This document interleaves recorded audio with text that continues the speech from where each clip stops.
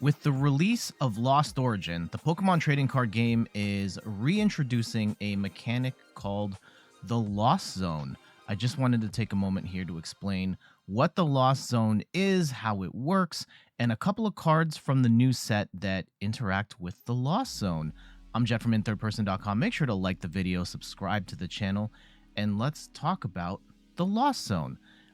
This is probably more for newer players. I started playing at the tail end of the Sun and Moon Sword and Shield era, where a couple of decks were using the Lost Zone and then it phased out in rotation. So in case you missed it, the Lost Zone is essentially a second discard pile. Each player has their own Lost Zone, and when cards enter the Lost Zone, they are out of play forever. You can't save them with something like an ordinary Rod or a Clara or a Melanie to get that energy back. Once these cards are gone, they are gone. And I wanted to highlight a couple of cards that kind of showcase what's possible with the Lost Zone, though of course as they release new cards that impact the Lost Zone or work with the Lost Zone, there could be a lot more ways in which the Lost Zone will impact our gameplay going forward. And even if you're not planning on playing a Lost Zone deck, you should be aware of this, as there will be other players that will, and you could be in for a bad time if you're not prepared for it. So let's start with, I think, the feature Pokemon that works with the Lost Zone as part of Lost Origin, and that is Giratina V-Star. And the big thing here is its V-Star power Star Requiem, where if you have 10 cards in your Lost Zone, so think you're throwing out 10 cards from your deck in order to unlock this ability, but it is an intense ability. You pretty much, you one-hit KO, you instantly knock out your opponent's active Pokemon. Just like that. Doesn't matter how much HP they have. It could be a big bulky VMAX with a big charm. Doesn't matter. One hit KO. And getting that one hit KO is absolutely nuts, but how do you get 10 cards into the Lost Zone? Well, one of the ways you can do that is a card called Comfy. And it's Comfy? I think it's Comfy.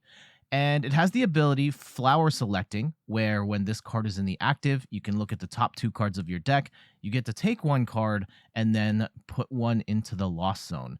And this is once per Comfy. So you can use a Scoop Up Net, put another Comfy on the board or another Comfy in the active, and then do that process. And all of a sudden, you're throwing a whole bunch of cards into the Lost Zone, which can be used to power up Giratina, could be used to power up some other Pokemon as well. Some other cards that help you throw cards into the Lost Zone include Colress's Experiment, which lets you look at the top 5 cards of your deck.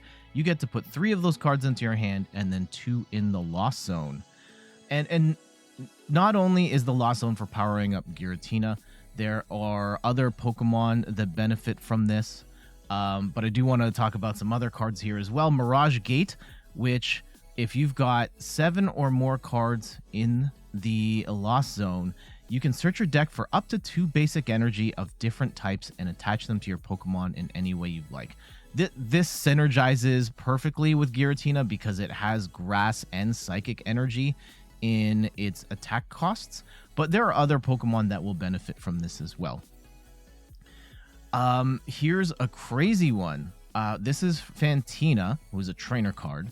And when you have 10 or more cards in the Lost Zone, probably Giratina, but there's probably other decks that will benefit from this as well. I mean, look at this what this card does. During your opponent's next turn, your Pokemon take 120 less damage from attacks from your opponent's Pokemon V. Absolutely walling up during that next turn against a lot of meta Pokemon, at least at this point in time.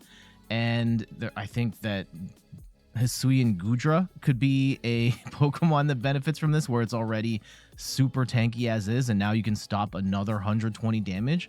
Absolutely nuts. A couple more cards that I wanted to highlight here, not necessarily because these are the best or the most relevant, but just kind of showcasing some of the possibilities that are possible with the Lost Zone mechanic. This is Cremarant.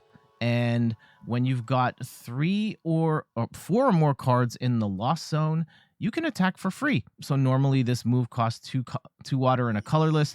for 110 damage. I know 110 damage isn't a spectacular number per se, but if you can do that for free, yeah, potentially in certain decks, this can be a great attacker for some chip damage or just to start the battle out with some tempo.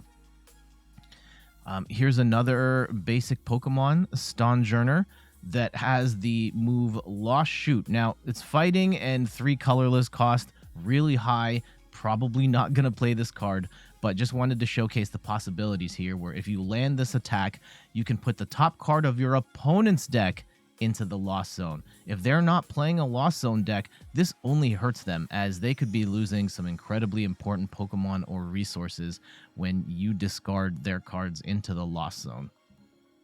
And the last one I wanted to highlight here is Lost City, which is a stadium. And when this stadium is in play, when a Pokemon is knocked out, it goes into the Lost Zone instead of the discard pile. This can be very bad for certain decks that aren't running Lost Zone, like aren't built around the Lost Zone, where you just can't get that Pokemon back. And that's definitely something to keep in mind as you are playing with or playing against a Lost Zone deck.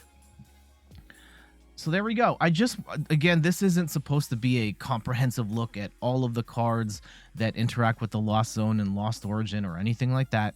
Just wanted to take a moment to talk about the Lost Zone mechanic, how it works, and showcase a couple of cards that interact with the Lost Zone at this point in time. Hopefully, the Pokemon Company continues to add more cards that interact with the Lost Zone to give the game even more depth. And yeah, I'm very curious to see how the Lost Zone mechanic plays out. I'm very excited to try it out. I'm always looking for more variety. And let me know what you think. Are you excited to see the Lost Zone back in the Pokemon trading card game? Is there a particular Lost Zone deck that you're looking forward to playing with? Let me know in the comments. And before we go, just wanted to plug a couple of things. You can find me on all of the things, not just YouTube. I'm on TikTok, Twitter, and Instagram at In Third Person. I also stream on Twitch at In Third Person, where we play the Pokemon trading card game every Sunday at 9 a.m. Eastern Time. And last but not least, check out my website, inthirdperson.com, for articles and videos on video games, board games, and other nerdy pursuits.